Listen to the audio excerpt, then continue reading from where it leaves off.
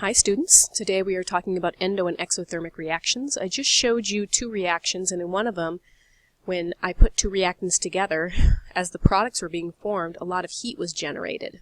And in the second reaction, when I put two reactants together and the products formed, it got really cold. So we're trying to figure out, where did the heat come from in that first reaction, and where did the heat go in the second reaction?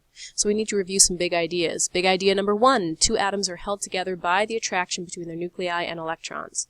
So those positive protons inside the nucleus of one atom are attracted to the negative electrons in the outer shell of another atom. So think of that as a very energetic attraction, and when two atoms are together, that's stored energy. We'll call it stored energy for now. Later on we'll give it a different name. Number two, it takes energy to break a bond. If you're going to break anything up, you've got to apply some energy. So in other words, when a bond is broken, energy gets absorbed. So when you have this stored energy inside a bond, when a bond is made, when a new bond is made, energy is released. So you have to absorb energy to break a bond, you release energy when you make a new bond.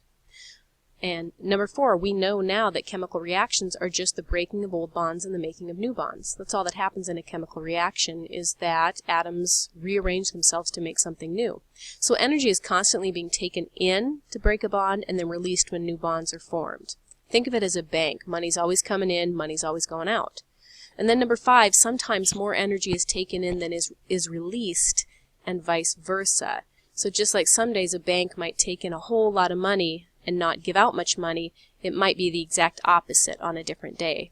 So for our purposes, it really depends on the chemical reaction. Some chemical reactions take in a lot of heat to break those bonds, some release a lot of heat. So that brings us to the next part.